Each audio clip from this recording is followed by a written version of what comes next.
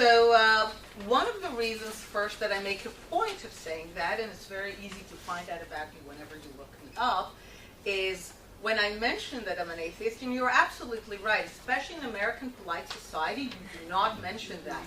There was once a poll of what Americans are least willing to accept in their president, right? That they're Catholic or Muslim or female, and atheist was at the bottom, right? And so it's the last thing, and you're right, it has implications for running, for office, and all that. Israel, so the reason I make a point of mentioning that always is that when I mention that, I sometimes feel that as if I've come out in the 60s or 50s. People are like, really? What's that like? You know, it's like,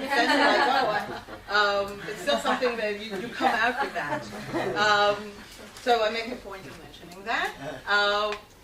In Israel, it carries different connotations because Zionism was born as this rebellion against religion, against God and Messiah. Atheism, certainly secularism, are very common and very accepted. Certainly in the political parties that I belong to, that's actually the assumption. If you're religious, you're mocked, in a way. So that's kind of the historical difference.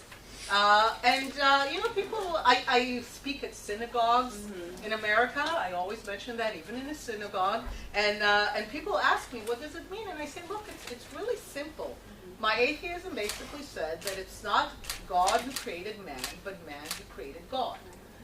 God is ultimately the creation of our beliefs, needs, minds. It's not a transcendental existence out there. But I do not deny God as a cultural, literary, historical creation. I do not deny that in the name of this belief in God, people have created a lot of things, did a lot of things. But once we have moved to an era, some people tell me, like in Israel, how can you live in Israel if you don't believe in God? You can only live here if you think God promised you this land. If you don't think there's a God, then why this land? And my best comparison, no parallels are perfect, is to say, look, a Greek person can have a strong sense of a Greek identity and appreciation for Greek mythology without currently believing in the existence of Zeus. In the same way, I have a tremendous appreciation for the cultural output, creation, and history of my people, but in the 21st century, it does not necessitate still my belief in a God.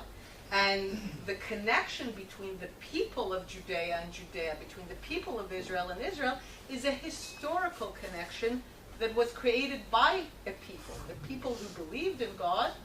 But once we've moved to a modern era, you can disconnect the belief and still maintain the historical, cultural connection of the sense of being a people and a nation.